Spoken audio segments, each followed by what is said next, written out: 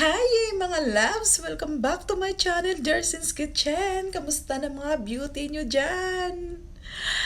Ako ito naman, oh my goodness, super pagod kasi nga super busy last few days kaya hindi talaga ako nakapag-vlog. Pero ngayon, binigyan ko naman ng time yung sarili ko na mag chika-chika dings muna sa inyo habang ito na malapit nang matulog kaya chika-chika muna tayo mga langga at bago tayo magtulog, inom muna tayo ng green tea.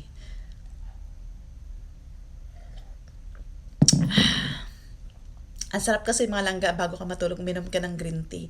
Alam mo yun, nakaka-refresh ng tiyan at nakaka-relax. Alam mo yun, kahit gaano tayo ka-busy, bigyan pa rin natin ng oras yung sarili natin na magpaganda, mag-relax, at syempre, bigyan natin ng maraming oras si Lord kasi si Lord naman lahat ang provider natin. Kaya nararapat naman talaga sa Kanya natin ibigay ang halos oras natin. Hindi naman natin malalahat kasi nga may trabaho tayo. Like me, kaliwat kanan yung trabaho ko. Pero I spend most of the time kay Lord talaga. Kahit nagtatrabaho ko, nakikinig ako sa Bluetooth ko ng mga worship, ganun, yung mga, alam mo yun sa online, sa CCF, sa online Bible study, yung ganun. Kasi kahit naman papaano maka ibalik natin kay Lord yung